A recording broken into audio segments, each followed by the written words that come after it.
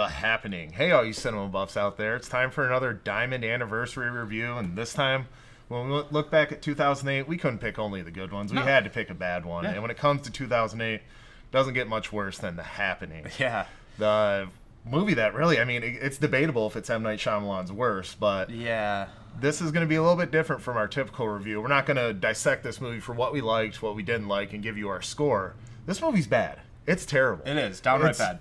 one of the worst movies I've ever seen. Yeah. So for this one, we're actually just going to dissect why it's so bad. Yeah. I think there's a lot to look at here. Exactly. So Nate, just what's the big flaw? Like, what's the thing that sticks in your craw the most when you watch this one? For me, I would say it's the tonal shifts, which really you can attribute to a lot of the acting, you can attribute to the editing, but this movie just feels off. You watch this, and there's a lot of scenes that stopped, and after it was done, I was like, what? Like, that's it? That's how the scene's gonna end? It's very jarring, the way this movie is put together and the way it's edited. What about you? It has to be just hands down the worst acting I've ever seen in just about any movie. From Mark Wahlberg, like, I still haven't forgiven Zoe Deschanel for this movie. Like, people are like, dude, you gotta check out New Girl. I'm like, nope, I'm still sore about her performance in The Happening. Yeah. But not only the acting, that's probably the biggest thing for me, but the dialogue is so just like poorly written. It's unrealistic sounding to like where it's just these people are vomiting information and they're talking more to the audience than they're talking to the character they're addressing. Yeah, they are. Like, quite literally, there are scenes where they're talking directly into the camera, as if they're looking into our eyes, but they're really talking to another character.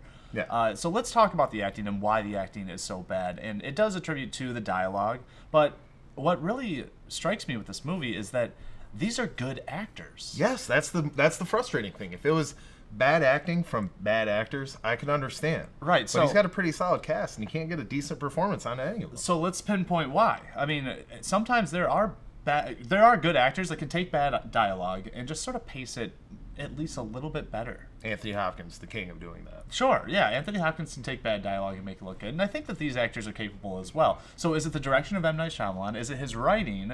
Is it the team and crew behind it? Is it the editing? Is it the acting? What do you think? I think it's Shyamalan's. I just don't think he really had a vision. Like, he had a message. There's a clear message with this movie. Yeah. And I think it is a good message, to be more, environmentally conscious and, how we treat our home planet and everything. Yeah. But it's just delivered so poorly. Yeah. And when it is delivered, it's shoved in your face so hard, people can have an abrasive reaction to it. Yes. So I think just starting from there, like with the direction that Shyamalan had with this movie and his lack of vision for it, I think that just all the problems with this movie are a windfall from that, where he knew what he wanted to say, but he didn't know how he wanted to say it, and then just everything from the editing to the acting to the dialogue, it's just all that's just sprinkled throughout. Right, and I think it was a conscious choice for him to make Mark Wahlberg look worried through this whole thing. His brow is furrowed the whole time. He never changes facial reactions whatsoever. So Or I feel like voice tone or pitch or anything like that. everything's It's in the a same. question.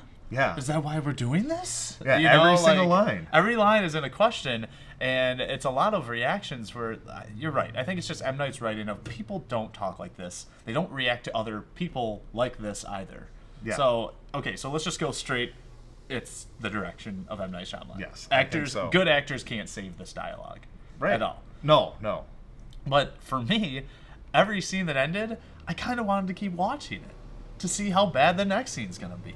Oh, well, I mean, don't get me wrong. This movie has entertainment value in the sense that it's a train wreck. It's so bad, it's good.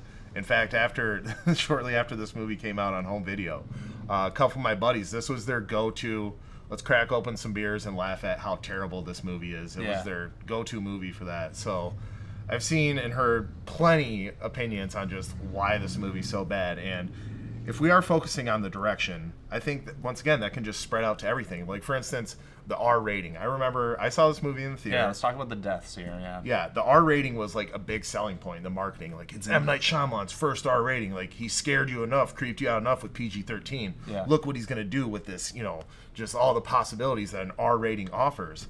And it was tame. Yeah. It was tame for an R rating. Like, why make it R rated if the most gory or gratuitous violence is going to be off screen? Sure. There are some gory moments that definitely where this movie earns its R rating. Yeah. But there's so much off-screen violence, and like there's the. I know we're going to go deeper into it in a minute here, but there's the scene in the lion cage or the lion den. And like right when the lion's about to attack the person on their phone, like they flip up the camera right when they're about to attack. Like, come on, man! Like, give me the goods. Right. If you're gonna make this an R rating, lean into it. The lion scene, man, was so bad. This looks like something that college students made in a homemade green screen on iMovie. Or something. I was like, I can't believe this is putting like. That's when I really was like, they're trying to be this bad. Are they going for just so bad it's good type of like The Room style movie making here? Because well, it's funny you mentioned The Room because M. Night Shyamalan was trying to offer that kind of excuse or cop out for how bad this movie is. Like it's an intentional, like how Tommy Wiseau claimed that The Room was an intentional satire of dramas, but yeah. It's not. It's not. And M. Night Shyamalan tried to backpedal on this one, saying that like it's a satire of like these sappy sci-fi horror movies, but I don't think it was intentional. I think he's just trying to play it off. I think so too. You're right about turning the camera. There's even like a lawnmower scene where it cuts away right when the lawnmower goes over the guy, and I'm like, why? Like you see a car crash into a tree, you see people shooting themselves or whatever, or at least them falling down with the bullet holes in their head, but the editing style, you're right, like being an R rating, like show it if you're going to go all out, because now it just looks kind of goofy.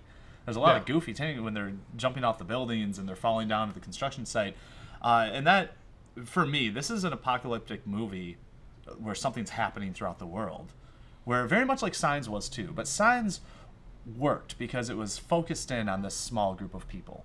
And as I was watching this, I noticed that this is the first time M. Night Shyamalan, maybe the only time, that he's really like, he has to direct a group of people a lot of times here. And I think he just doesn't function well in that environment. No. I mean, every other movie, there's normally about 2 or 3 people on screen tops in every movie he's ever done. It's all very small scale. Then you look at this, and there's like a restaurant full of people. There's a train full of people. And everyone just doesn't seem to know what to do. There are moments of this movie where you're supposed to feel suspense for the characters when they're running from wind. Yeah. From wind. The deadly, terrible wind that's going to kill you. Yeah. And also, this movie at the end, he wanted us to leave with like thematical questions. Yes. About our impact on the earth and when will Mother Nature retaliate? Will Mother Nature ever retaliate? Type question. But at the end, I was just left with logistical questions. Like, so why was it contained to only the East Coast? And then, like, why did it start happening over in France at the end? Because in the movie, they kind of give the impression that the concentration of all these nuclear power plants. Because there's a part, even when they show the farmer, and there's a nuclear power plant in the background. So are there a concentration of nuclear power plants in France where it would happen there? It's just like all these questions where it's like, what was happening? Do I want to examine this? Is it worth it? Right, but I wasn't left asking the questions that they wanted me to at the end of the movie. I think that's just another reason this movie fails. What I got out of it was, all right, here I go going into deeply examining the happening. But what I got out of it is a more populated area of people pisses the plants off the most because they're there, they're just populated. So starts in New York City. Yeah. So I feel like where there's least populated people, where the plants can thrive and not be affected by them, that's where they're nicer to them, I guess. That's why they split up in smaller groups and the plants don't go after them. That's what I got out of it. It was like, go somewhere where plants are thriving and they're not being affected by human beings, and you'll be better off in that area. That's how you could save yourself from the wind. Yeah, I guess. That's like my theory, if I want to go deeply into it. Let's talk about some of the pros. There are so many negatives to this movie that they almost fall into pros.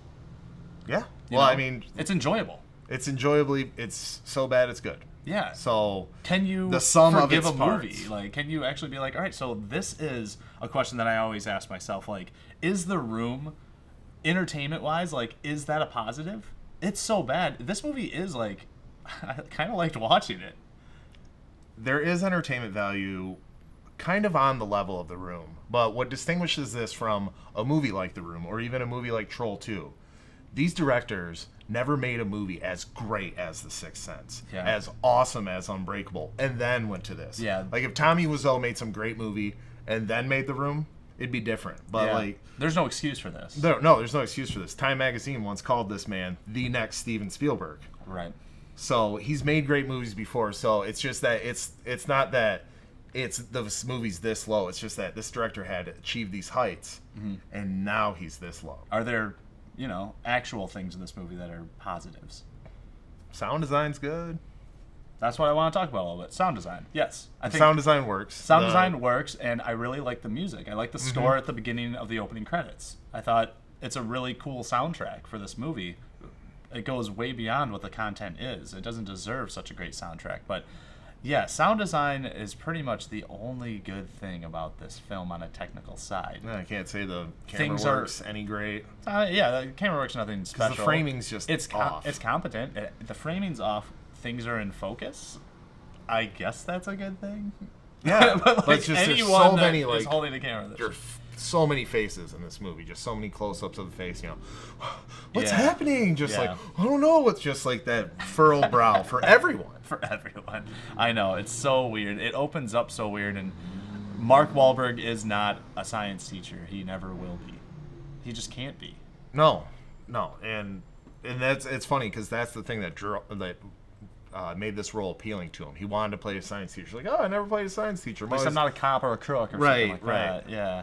But other than that, to examine it even more, this is a movie I think the filmmakers should watch. This is a great example of what not to do when making films. Oh, it's a masterclass in what not to do when it comes to filmmaking. From dialogue to framing to editing to acting. Yeah. Just if you want to make a movie and want to know what not to do, this is the one for you. Yeah, it might be just as important as watching the good ones. Buffs. Okay, Nate, we dragged this movie through the dirt. We took a look at why it's so bad. And like you said, even though it's so bad, it's good. It doesn't up the score. So what is your score for The Happening? Yeah, it doesn't up the score. But I do feel bad for this movie. There was also I was like, I just feel bad for everyone involved in this. The little movie that couldn't. Yeah, that couldn't, but still doesn't up the score. I like the music, I like the sound design, but other than that, there are no technical redeeming factors. Although I do recommend that you see this movie. It's a weird thing. I'm gonna score it very low, but I recommend you go and see it because it's worth a watch. So I'm gonna go 2. 2 out of 10. 2 out of 10. That's pretty low. I'm It's right very there low. with you. This movie is a 2 out of 10. But it is entertaining, especially, you get some buddies together, you get a few drinks in you. This is a good time. And for filmmakers, absolutely. It's a masterclass in what not to do. So as low of a score and as bad of a movie as this is, I can't help but recommend it for just entertainment and for filmmaking lessons alone Yeah, go check it out. at your own risk. Buffs. All right, guys, so that's it for our review of The Happening. What did you think of the movie? Is there anybody out there who actually likes this movie? Please leave a comment down below. Yeah, next month we're going to be bringing you not necessarily our review, but our examination of The Dark Knight. It's been reviewed over and over and over again, so we want to do something a little different for this one. So check that out next month, and of course, reviews are always coming your way. But wherever you are, whoever you're with, Watch more movies.